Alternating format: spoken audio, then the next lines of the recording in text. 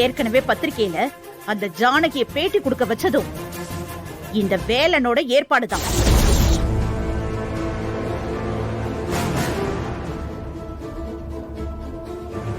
இதுக்கு மேலையும் நீ அமைதியா இருந்தா உன்னை என்னால மட்டும் இல்ல, அந்த கடவுளால கூட காப்பாத்த முடியாது ரத்னம்.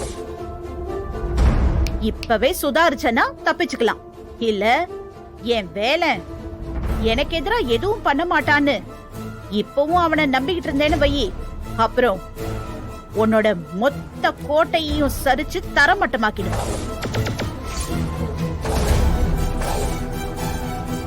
ஒரு அக்காவா சொல்ல வேண்டியது என்னோட கடமை, நான் சொல்லிட்டேன். அதுக்கப்புறம் உன்னோட இஷ்டம். டேய், பாத்தியாடா முத்து, வேலை என்ன வேலை பண்ணிருக்கான்னு?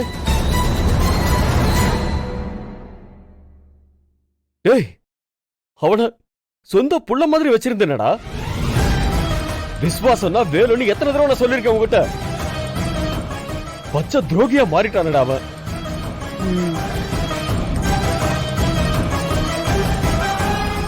ஏய், வேலு என்ன பாசமா பக்கத்துல இருந்துதான் பாத்திருக்கான். பகையாளியா வெளியே இருந்து பார்த்தது இல்லல்ல, இன்னைக்கு அவன் பாப்பான்டா. ஐயோ அப்பா, அப்பா அவசரப்படாதீங்கப்பா.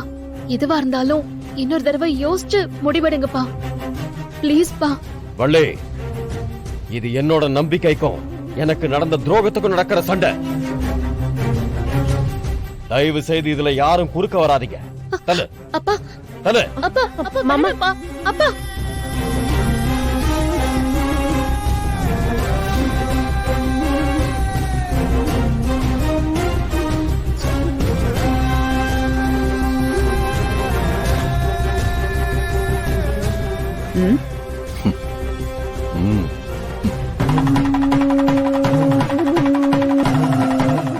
ஆனா நம்பிக்கை துரோகம் பண்றவங்கள மட்டும் நான் மன்னிக்கவே மாட்டேன்.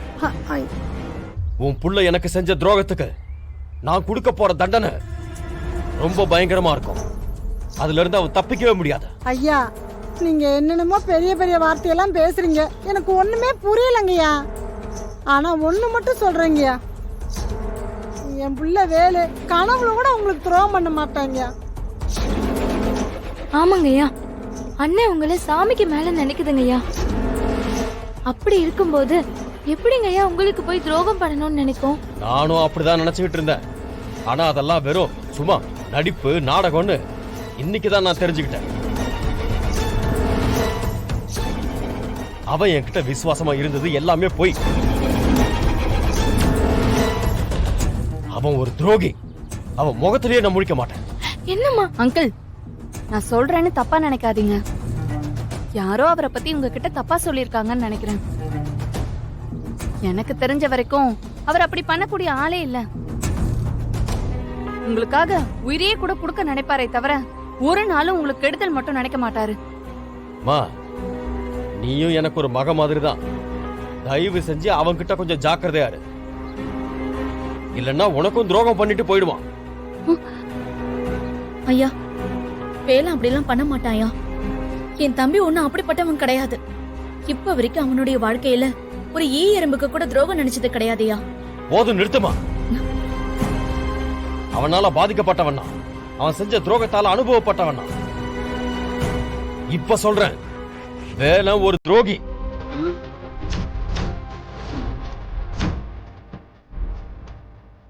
என்னோட நம்பிக்கைய கொன்னு புதைச்ச பச்சை துரோகி.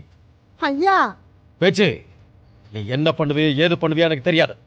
இன்னும் 1/2 மணி நேரத்துல வேலை என் முன்னாடி வந்து நிக்கணும். அவன் மட்டும் வரலன்னு வச்சுக்க, அப்புறம் நடக்கிறதெல்லாம் ரொம்ப கொடூரமா இருக்கும். ஐயா,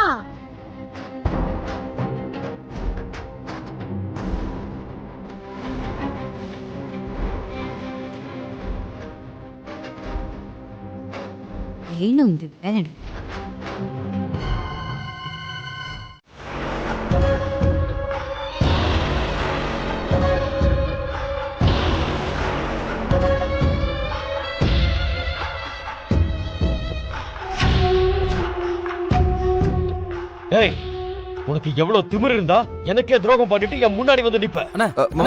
ஐயா, அண்ணா கொஞ்சம் விடு ஃப்ரீயா இருங்கண்ணா. விடு என்ன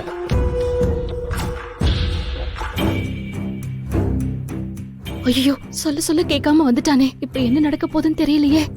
ஏண்டா உன்னை எவ்வளவு நம்புன, உன்னை என் புள்ள மாதிரி பாத்துக்கிட்டேனே, அதுக்கு நீ காட்டுற விசுவாசம் இதானா?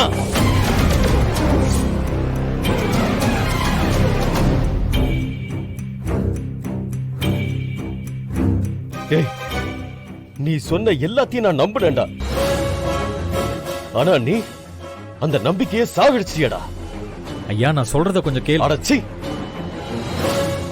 இன்னொரு முறை உன் வாயால என்ன ஐயான்னு கூப்பிடாதடா.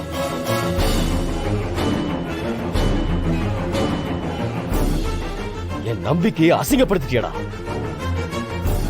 ஏய், உன்ன மாதிரி ஒரு பச்சை துரோகியை இத்தனை நாள் கூடவே வச்சிருந்தேன்னு நினைச்சா எனக்கு தான்டா வெக்கமா இருக்கு.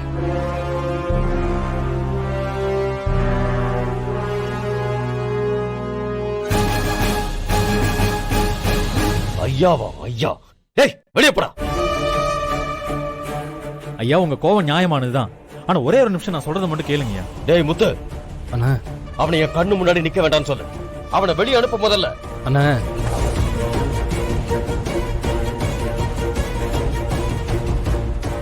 நான் திரும்பி பார்க்கும்போது அவன் இருந்தான், அப்புறம் நான் மனுஷனாவே இருக்க மாட்டேன்.